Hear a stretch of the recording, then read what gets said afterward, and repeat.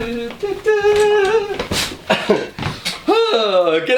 Stu here from UAVfutures, and today we're going to be checking out this little cute frame right here. I don't know what's going on with my voice there. Anyway, we're checking out the Owl from Flex RC, and I am super stoked because I had so much fun building and mucking around with the Owl up there that I couldn't wait to get my hands on the Mini Owl. Now this is actually going to be, just to let you guys know, a two-part review.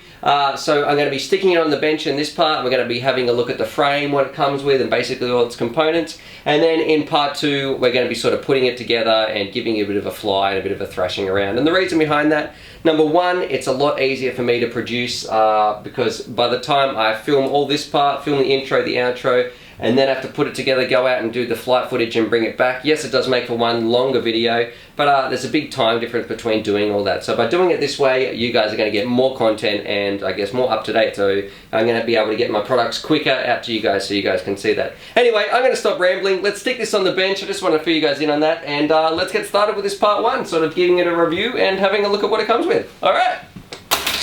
Alrighty, so here is everything laid out that you get in the kit, and we'll just have a quick overview and we'll go through each one of these individually. But just very quickly, we've got the Mini Owl frame right here. Just here we've got some green printed, sort of, these are like 3D printed plastic protectors and a battery holder. On our FPV side of things, we're going to have our camera, our VTX, and then our antenna.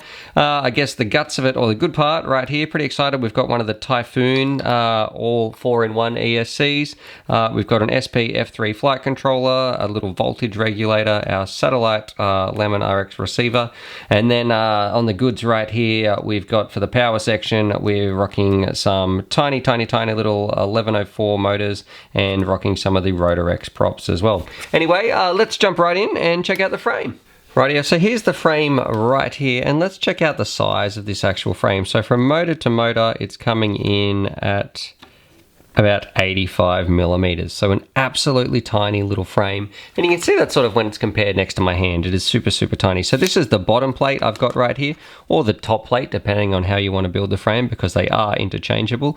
If we look at it, it is, and this is the same, both of them are 1.5 millimeters thick, just there. And probably the biggest draw of the Mini Owl, the thing that I really like about it, is these little prop protectors around the outside. Now this is a very similar design to the Owl. It's just, I guess there's a little bit more carbon here. These parts don't taper in like they do on the on its bigger brother right here. So very similar design. It's got a rocking around here, and this is fantastic because you really can bump this thing into walls. So I can't wait to be taking this places where I would have never dared to even explore, even with my Owl. If you look just here at the back, of course, you've got your little space for your pigtail and some other. What I do love is there's heaps of cutouts just here, all along here, and not only for reducing the weight, but also allowing for plenty of zip ties or anything like that to be mounted to the frame, or any Velcro straps. One thing I do want to point out, when you are going to mount your flight controller, it's actually going to be on a 45-degree sort of offset, because traditionally your flight controllers are mounted like this in a frame, but if you do that, hang on, put it around the right way, mounted like that, but if you do that on this type of frame, you're going to be getting hit by the props. So it is designed to be mounted on a 45-degree angle, so people need to be aware of that. Now it's designed to run 4 1105 or 1104 tiny little motors here, and they're super light. At the front you've got some spaces for your camera mounts just here, and what people need to realize, this is probably going to be a little bit of a complex build. You definitely don't have as much space in terms of some of the other quads out there. So if you thought the Owl was a difficult build, and look, I've got a review guide I'll leave just here. If you thought the Owl was a difficult build, this thing is probably going to be a little bit harder. But thankfully we get to use those 4-in-1 ESCs, which should make the job a lot easier. Now it comes with these tiny little standoffs here as well, and these standoffs are coming in at, well, I'm getting 3.3 millimeters, so really small little standoffs. And something I found interesting, they don't screw in with a hex, excuse me, they don't screw in with a hex key, they actually just take a regular Phillips head screwdriver, so you're able to, oh, there we go.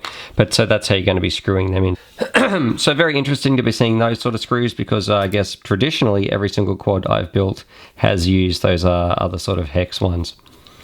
Anyway, let's have a look at the top plate, I guess we'll call it. Alrighty, so let's have a look at our, well, I'm going to call it the top plate, but I guess it could be the top or the bottom, depending on how you look at it. And just note, I've put my little standoffs in here so you can see what that looks like, but it is absolutely identical to the bottom plate, except it doesn't have these struts just here for mounting the motors. So other than that, it is an exact sort of, an exact copy of that frame. It's got the little pigtail holder at the back and all the protection around the outside, and even the thickness, let me just zero this in, is the same as well. So we're coming in at 1.5 millimeters. Anyway, let's put this frame together and see just how much it weighs. Rightio, so here it is all put together, and I gotta say, it's pretty light and pretty tiny. I'm amazed at its actual tiny little compact sort of size here. And the good thing as well, because we're using those top plates and bottom plates are so similar, it doesn't matter which way it goes. So you can either flying it around that way, and it's sort of one of those pulling versions, or if you want to flip it up and make this the top plate and the motor's spinning on the top, you can do that as well. So that's really, really useful.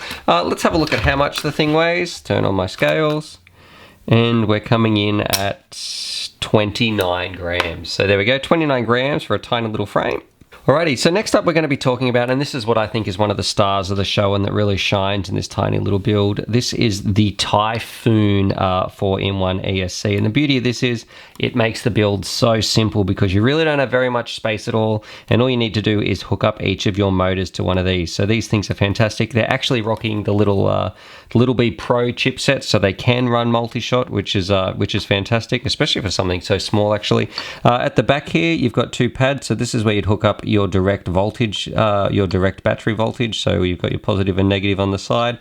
Each motor has 3 corresponding little tabs, and it actually reminds me a little bit of when I was building the Atom. They have the Atom has them sort of facing that way in their little power cube. On the front just here, this is actually the little port, and this is probably the only part I don't like. I actually wish there was some other little way to get some of the wires out here other than using this little connector right here, because you actually plug in a little wire and then you need to run those wires to your flight control. But other than that, I think it's a fantastic little way to really make the most of something that's going to have such limited space. So really, really good choice in picking the Typhoon 4-in-1 ESC. I can't wait to get that all soldered up and ready to go. Alrighty, so now let's move on and talk about the flight controller. And look, these are a tried and trusted flight controller for me. I've used a lot of these in the past. I know one's on my hour build. I think I built one with the Dubai, and this is the F3 SP racing flight controller. This is the acro version.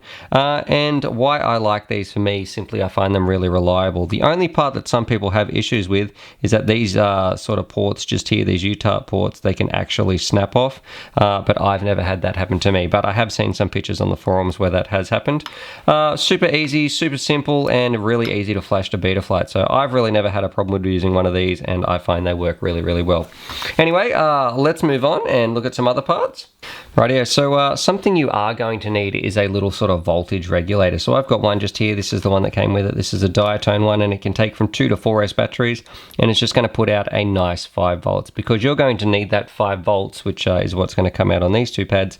You're going to need that 5 volts to power your flight controller, and then maybe possibly power your receiver, depending on what sort of receiver you're using. So I really like that they've included this one because it is so light and it is so small. I wonder if that's even a gram actually. Let's weigh that and see how much that comes in at. So just wait for our scales to reset. Yeah, so super, super light little thing right there. So this is the Lemon Satellite RX receiver, and I've used a ton of these in the past. They're in my Atom V1, they're in my OWL, and I think they're also in my RS90, so they work really, really well for me. They don't have the biggest range, but that's okay because I'm not going to be taking this thing to a whole bunch of, I guess, very far away places. It's made mainly for a little indoor or close flyer. One thing I don't really like is that I wish there was an option that there was sort of like a FreeSky little package that come with it, so maybe you could use something that's going to buy natively to your Tyrannus, because as it is, you need an actual little module that goes in the back of your Tyrannus to get this to work. I'll show you that actually, I'll get it now. Alrighty, so here it is for me. You might have noticed this is what I plug into the back of my Tyrannus or my Tango flight controller. That's what I need to communicate with this. Alrighty, so if that option's there, that would be fantastic. And I'm going to be decasing this anyway and taking that out and making it as light as possible. Now, something a lot of people aren't used to is this can be a little bit tricky to bind if you don't know what you're doing, because you have to type some stuff in the CLI command in Betaflight or the Clean Flight configurator. But never fear, because it's great, because I know that Flex RC has a fantastic little sort of tutorial on their website on exactly how to do that. That's where I learned how to do it anyway. So they can be a little bit tricky to bind because there's no bind button, but it's great that Flex RC has that on their website to show you how. Okay, now the good stuff, some of the FPV, and straight up I want to talk about this right here because I think these are fantastic little VTXs. This is the 200 milliwatt race band sort of edition Hawkeye VTX, and the reason these are good because they offer you 40 channels, but they also come with this pigtail built in. I know a lot of VTXs out there have the sort of little part on the back here, the SMA or the RP SMA connector, and then people need to screw their pigtail into that and then another part into here. But this is great because it just takes out that middle part and it already comes with a pigtail on the end. So I really like that. I think that's a fantastic idea.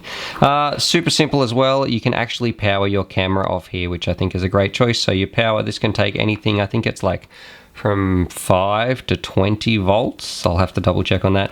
But you simply just connect this to your voltage on your battery, and then on the pins that come out here, you've got a nice clean 5 volts out, which can actually be used to power your camera. So it makes wiring super simple. So let's have a look at that.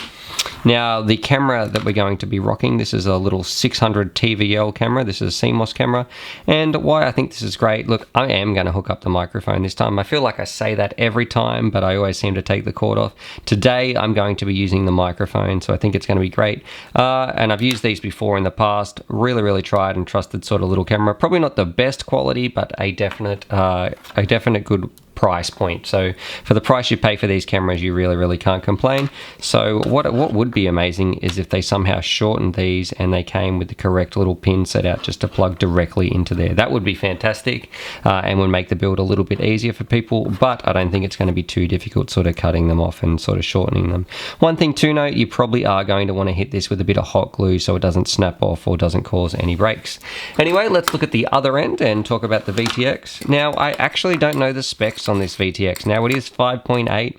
It is an SMA antenna, and to me it looks like what I reviewed a long time ago called the Fake Shark, back when I had like not very many subscribers. Anyway, I did a bit of an antenna shootout, and this to me looks like the Fake Shark. It didn't get the best review, and I actually snapped mine on like day one, but we'll have to see how we go. Because this is going to be such a light frame when it's flying around, there's probably not going to be too much weight on here, but I can't help but think maybe this antenna is a little bit too big, because we want to build something that's tiny and light, and this feels like it's going to be a lot of extra weight. Okay, now we're going to talk about something a little bit interesting. I don't know if these are in the standard kit or what's going on, because I think these were in prototype at the time that I got these, so these could be out at the moment. I'm not 100% sure, but these are some awesome little TPU 3D printed parts. And the first part we're going to talk about, this is just a little battery sort of holder. I think that's a great idea on such a small build, because what it simply does, it simply screws onto the bottom of your frame, and no longer do you need a Velcro strap. So you can simply slide your battery in there, and it should hold it snug enough, depending on your battery of course, snug enough that it's not going to slide around. So I really think that's a good little idea. I don't know if it's going to be lighter than a Velcro strap, so you do have that option, but it's nice to have the option to be able to put that on if you want. And the other thing I thought was really cool, I plan to be rocking this thing around pretty much just indoors, because it's going to be great. I've got a tiny house and I already fly my owl around it, but this thing is going to be going everywhere. And I have noticed I do mark the walls a little bit when I'm sort of scuffing along with the carbon fiber. So what I've got here, these are some little sort of frame protectors, and they simply slide around the outside of your carbon. Let's see how we can fit it on just here. Just like, and I got to say, the guy printed them really well. They fit really snug. There we go. Oh, clip this end over. There we go. So that's how they fit on just there. They might need a little bit of sort of push and play to get them into the place the first time, but I got to say, I think that is fantastic, and they don't weigh too much extra anyway. Let's see how much all these printed parts would actually weigh. Get my scales out again, and wait till it tears. Alright, so it's coming in at 13 grams. So if you did want to take that off, fair enough. Yeah, there we go. What's that? That one's 4 grams and 10 grams. 10 grams altogether. Oh, well, look at that. I'm such a maths genius. Yeah, so coming in at 14 grams.